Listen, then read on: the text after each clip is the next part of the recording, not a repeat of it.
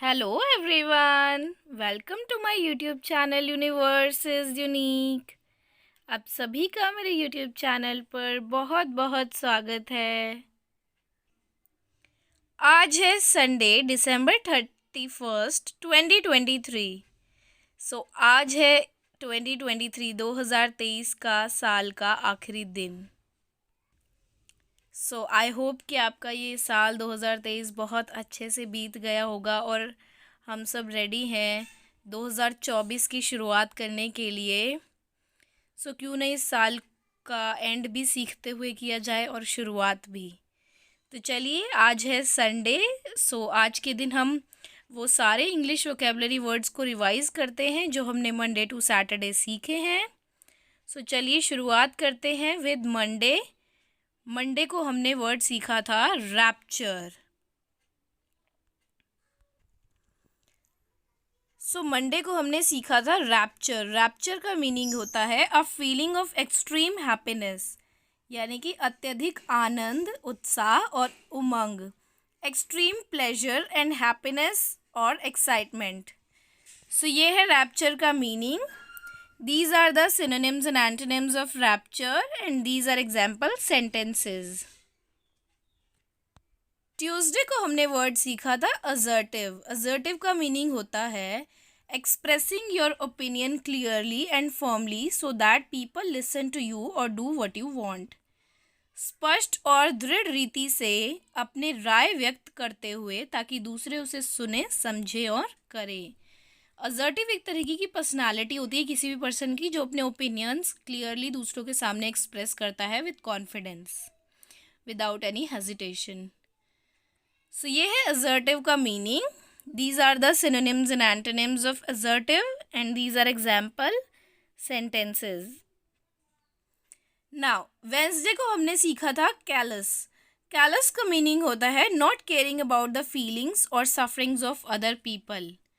दूसरों की भावनाओं या पीड़ा की उपेक्षा करते हुए कठोर हृदय, बेदर्द, संवेदनाहीन।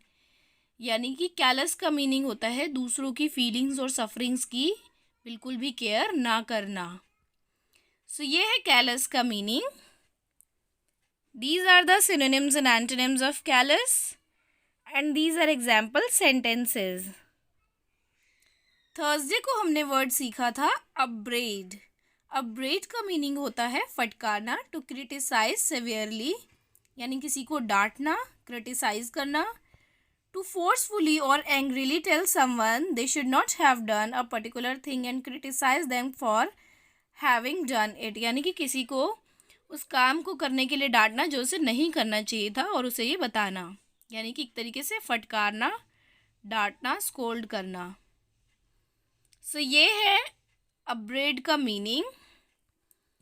These are the synonyms and antonyms of upbraid and these are example sentences.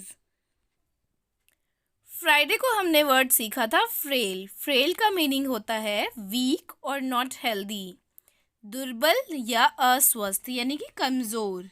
Frail का मीनिंग होता है कमज़ोर, वीक और अनहेल्दी और इजीली डैमेज्ड, ब्रोकन और हार्म्ड। ये है फ्रेल का meaning. These are the synonyms and antonyms of frail and these are example sentences. Saturday को हमने वर्ड सीखा था जजून। जजून का मीनिंग होता है boring and not interesting, that means too simple. Jejune कोई भी किसी भी चीज़ को, किसी भी पर्सन को हम कह सकते हैं जो बहुत ही बोरिंग है और बिल्कुल भी इंटरेस्टिंग नहीं है, नीरस, फीका, रसहीन। ये है जजून का meaning. These are the synonyms and antonyms of jejun and these are example sentences.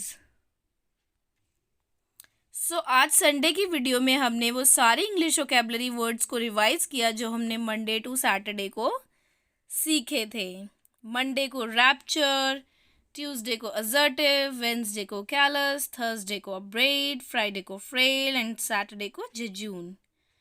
That's all for today's video.